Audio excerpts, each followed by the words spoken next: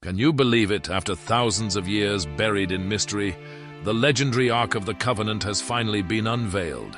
Could what lies inside be the truth humanity has been waiting for all this time? Leading scientists have just broken the seal and uncovered unprecedented findings. Could this be the gateway to divine power?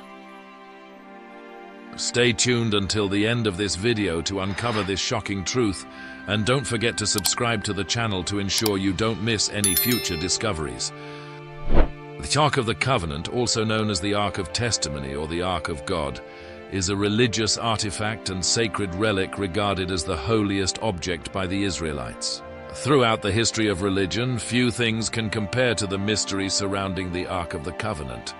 This ark symbolizes the divine presence of God among His people, serving as a vivid testament to His promises. Safeguarded in the holiest place within the Temple of Jerusalem, the Ark of the Covenant played an irreplaceable role in religious rites and worship. The ark was crafted by Bezalel, a masterful artisan, from precious wood overlaid with gleaming gold, and housed the stone tablets inscribed with the 10 Commandments. With dimensions of approximately 111 centimeters by 67 centimeters by 67 centimeters and covered in gold inside and out, the Ark of the Covenant signifies the beauty and glory of God. The ark's cover, known as the mercy seat, features 2 golden cherubim symbolizing the heavenly throne. It was here that God communicated vital messages to Moses, providing detailed instructions for the Israelites. This was also where the high priest performed atonement rituals for the people. Inside the ark were 3 sacred items: the stone tablets of the 10 Commandments, a jar of manna symbolizing God's provision in the wilderness, and Aaron's budding staff, affirming his role as high priest. These items symbolize God's faithfulness and miracles for His people. The ark's cover, with its angelic figures, represents forgiveness and divine connection, playing a vital role in reconciliation rituals and emphasizing sanctity and atonement in the religious life of the people. Due to the ark's unique sanctity, only Levitical priests were permitted to handle and carry it, and only during sacred rituals in the tabernacle. In this sacred space, the ark was safeguarded and accessed only once a year on the Day of Atonement, when the high priest would sprinkle blood on the mercy seat to atone for the people's sins. The ark's sanctity also brought severe consequences for those who mishandled it. The Bible recounts that after the ark was captured by the Philistines following the defeat at Ebenezer, its holiness caused significant repercussions. When the ark was placed in the temple of Dagon in Ashdod, the statue of Dagon fell twice and shattered. Simultaneously, the people of Ashdod and other cities like Gath and Ekron suffered from plagues and tumors, possibly the bubonic plague. Ultimately, the Philistines were forced to return the Ark of the Covenant after these calamities, vividly demonstrating the severe consequences for anyone who treated the Ark irreverently. In the Hebrew Scriptures, the Ark of the Covenant is last mentioned in 2 Chronicles 35, during King Josiah's efforts to restore the temple. Since then, the Ark has vanished into mystery, becoming the subject of countless theories about its final resting place. What happened to the Ark, and did it truly disappear forever? Many theories have been proposed, and we will explore each one. One of the most popular theories suggests that the Ark of the Covenant was destroyed when the Babylonians invaded Jerusalem in 586 BCE. Historical records state that the Babylonians plundered the temple and seized many treasures, leading to speculation that the Ark may have been destroyed or captured. However, the preserved biblical texts do not record the Ark among the confiscated items, casting doubt on this theory. Another intriguing theory suggests that the Ark was taken to Ethiopia by Menelik, the son of King Solomon and the Queen of Sheba. Ethiopian tradition recounts that Menelik brought the Ark to his homeland and placed it in a temple in Axum, where the Church of St. Mary of Zion is said to house it to this day. Ethiopian folklore in the ancient text Kebran Nagast describes this journey, asserting that the Ark has been safeguarded for generations by a lineage of priests. Various customs in Ethiopia, including displaying replicas of the Ark during the significant Timkat festival, reflect the belief that the Ark remains there. The presence of the Beta Israel Jewish community in Ethiopia and claims of Ethiopian royal lineage tracing back to Solomon and Sheba add to the Ark's mystery. However, despite the captivating legend of Menelik, there remains a lack of credible archaeological evidence to confirm that the Ark ever left Jerusalem for Ethiopia. Another thrilling account emerged when an Adventist church explorer claimed to have discovered the Ark, but the lack of concrete evidence only deepened the mystery of its existence. The truth about the Ark's final resting place remains an unanswered question, continuing to intrigue the world. A fascinating Jewish tradition suggests that King Josiah, foreseeing Jerusalem's fall, concealed the Ark of the Covenant and other sacred artifacts beneath the temple, sealing them with a stone engraved with a mysterious inscription to be deciphered only when the Messiah appears. Certain Bible passages, such as 2 Chronicles 35:3, seem to support this account, where King Josiah instructed the Levitical priests to place the Ark in the temple, implying that the Ark was no longer there afterward. Furthermore, writings from Jeremiah and Ezekiel suggest that the glory of God departed from the temple before its destruction, possibly hinting that the Ark had been moved or hidden. Archaeology also provides clues about the existence of hidden chambers and passages beneath the Temple Mount.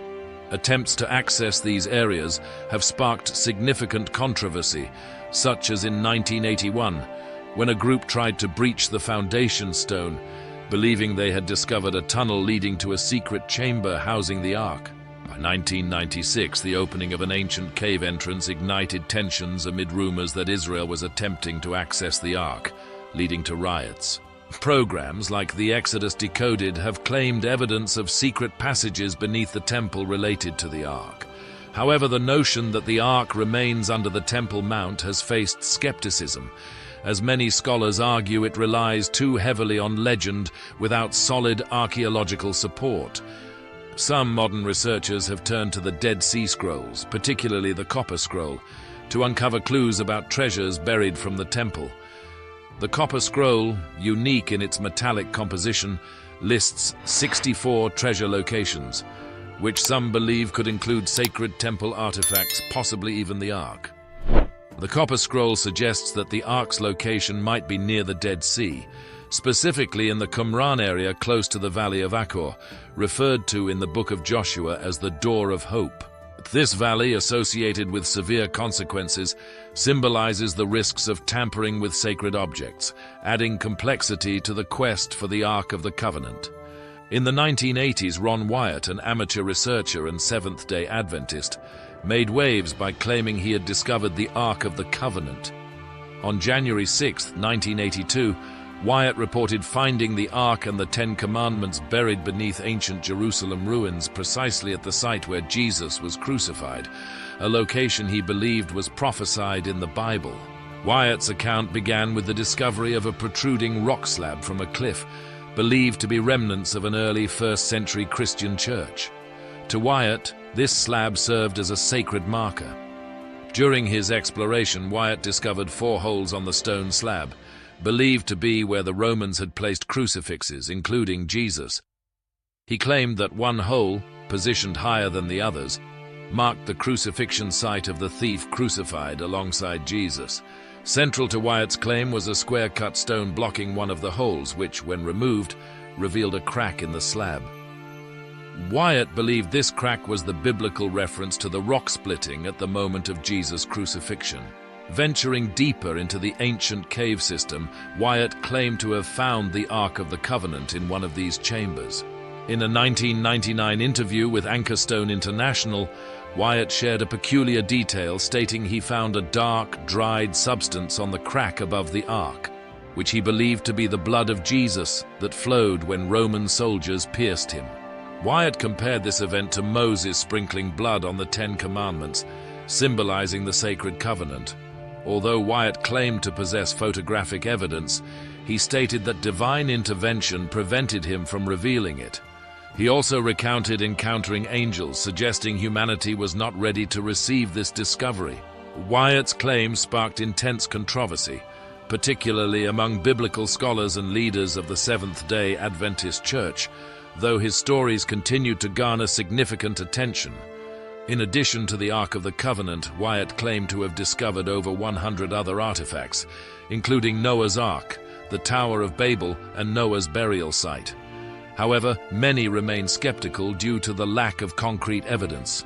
Other explorers ventured to Jerusalem to investigate, uncovering the Holy Sila Church, where they found a Roman iron stake embedded in the rock and the weeping chamber near the tomb, believed to be the burial site of Jesus after his crucifixion. Discoveries at this site, including Golgotha and the Garden Tomb, are said to align with biblical descriptions of Jesus' crucifixion near a garden and tomb.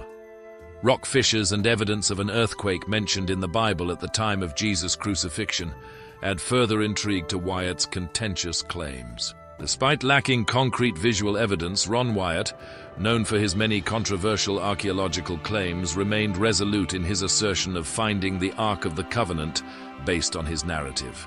Wyatt's story began when he stumbled upon a conversation in Jerusalem about archaeology and the possibility of the Ark being buried in Jeremiah's grotto. Initially, Wyatt traveled to the Middle East with a different purpose, planning to dive in search of ancient chariot parts. While studying the siege of Jerusalem described in 2 Kings 25, Wyatt felt a profound sense of urgency, even a supernatural prompting, that the Ark might be located there. As he began digging around the cliff area, Wyatt quickly discovered small niches that seemed to have held the sign, Jesus of Nazareth, King of the Jews. He later uncovered crucifixion holes at the base of the cliff, suggesting this was a Roman execution site near a major roadway. This aligns with the Roman practice of publicly displaying crucifixions to passers-by. Wyatt did not dig randomly. He had obtained a permit from the Israel Antiquities Authority to conduct this excavation. Although not widely publicized due to the project's sensitivity, the permit confirmed that he was officially authorized to work at the site, countering doubts about his presence there. Wyatt also found clues in the Book of Maccabees, an ancient text outside the canonical Bible, but rich in historical accounts. According to Maccabees, the prophet Jeremiah had hidden sacred items in a cave, awaiting divine guidance to reveal them at the right time.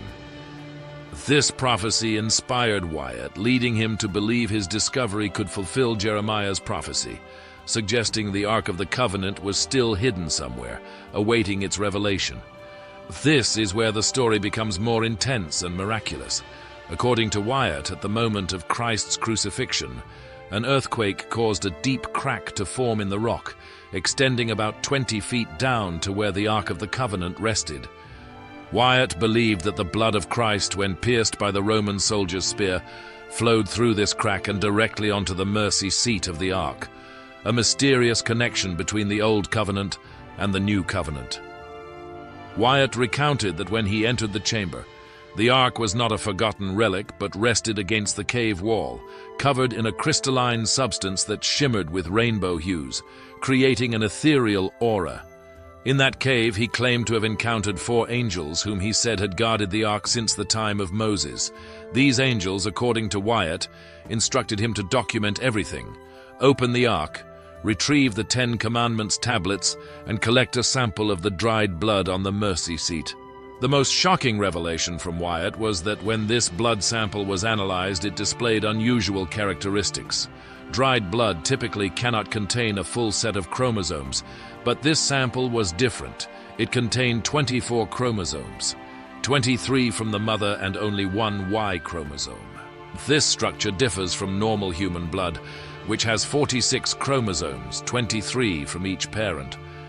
Wyatt asserted that this blood was evidence that Christ had no biological father in the conventional sense, an anomaly explained by the presence of only 1 Y chromosome from God. In Wyatt's interpretation, the blood and water from Christ's wound fell onto the Ark of the Covenant, sealing the significance of both covenants while serving as evidence in God's divine courtroom for humanity. According to Wyatt, the Ark is God's earthly throne, and Christ's blood falling upon it serves as eternal proof of his sacrifice, a way for God to demonstrate that Christ truly died to redeem humanity. Why are there hints of future events where a select group of people will be chosen to witness this miraculous evidence? The story becomes more intriguing as Wyatt rejected traditional interpretations of the millennium, revealing that events might not unfold as most people believe based on the stories they've heard. He emphasized that the most important things are seeking forgiveness, understanding the Bible correctly, and preparing for the unknown as the discussion shifted toward the book of Revelation. A dramatic future lies ahead, where the world will witness the sacred contents of the Ark of the Covenant, including the stone tablets of the Ten Commandments, bringing a conclusion to the spread of the gospel. Most notably, he referred to an inevitable great conflict, a fierce confrontation between two groups. One group will steadfastly adhere to God's Ten Commandments, while the other will follow a conflicting system of laws opposing divine commands. Tensions rise, evoking a tragic scenario, the mark of the beast realm, where individuals must make a life-altering choice: either follow man-made laws that directly oppose God's commands or resolutely defend their faith and uphold the Ten Commandments, knowing the consequences will be severe under global powers. This moment, foreshadowed in prophecy, could become a historic turning point, leading to a universal reckoning where everyone on earth must decide, under the powerful name of Jesus, whether to stand firm in their faith, obey the Ten Commandments, or succumb to empty temptations. However, not everyone accepts all of Ron Wyatt's claims. Due to the lack of solid evidence to support his assertions, Wyatt's discoveries have faced considerable skepticism, and the search for the Ark of the Covenant remains a captivating topic. In a recent announcement, a group of scientists made an intriguing discovery in a modest cave, potentially shedding new light on the location of the sacred Ark. This archaeological team, currently exploring the ancient site of Kirth Jearim, has not only uncovered unexpected artifacts, but also illuminated missing pieces in the story of ancient Israel and the true origins of Judaism. According to biblical records, the Ark of the Covenant was kept at Kirth Jearim for 2 decades, before being moved to Jerusalem. The team's discoveries have unveiled an important chapter in the history of the Israelite people. These findings have even challenged the long-held belief that King David alone was responsible for bringing the Ark to Jerusalem. The Bible recounts the Ark's journey, from Moses leaving it at Shiloh, its capture by the Philistines during a catastrophic battle, its return to Israel after plagues afflicted the Philistines, and its eventual settlement at Kirth Jearim for 20 years. The story continues with King David's initiative to transport the Ark to Jerusalem, where he placed it in a tent before transferring it to Solomon's temple. However, at this point, the Bible grows vague and silent about the Ark's fate.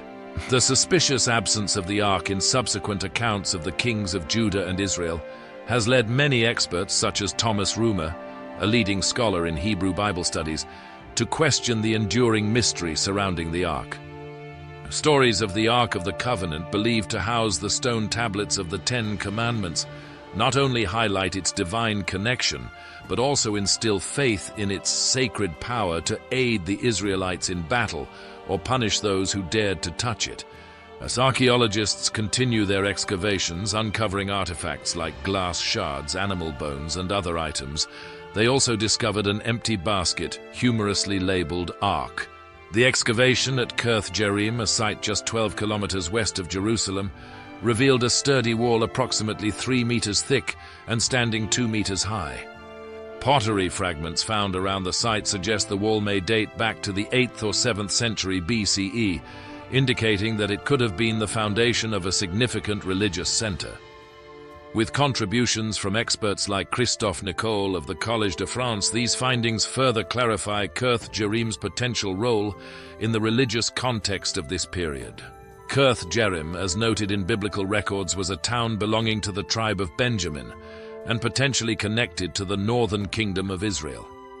This suggests that at certain times, Kirth Jearim might have been a border settlement linked to the northern kingdom, hosting religious practices distinct from those in Jerusalem. Notably, the rivalry between the temples of Kirth Jearim and Jerusalem reflects the conflict between the kingdoms, with Kirth Jearim emerging as a significant sacred site before Judah expanded its power during King Josiah's reign. These findings suggest that the Ark of the Covenant was not only a sacred artifact, but also a symbol of religious and political power throughout various historical periods. For much of its history, the Ark may have resided in Kirth Jearim, where it was associated with religious practices different from what we know as modern Judaism.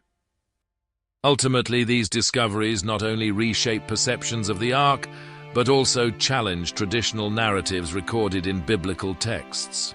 So while there is much debate about the history and usage of the Ark of the Covenant in ancient times, the question remains, who is truly credible? While the positions of scientists often appear more reasonable with tangible evidence, religion is inherently spiritual, leading to divided reactions toward differing viewpoints on the Ark's location. Those inclined toward spiritual interpretations tend to believe Ron Wyatt's revelations, while critics and scientists continue excavating and searching for the historical truth and contents of the sacred Ark. Thank you for watching this video. Make sure not to miss another fascinating video by clicking the link on your screen, and see you in the next one.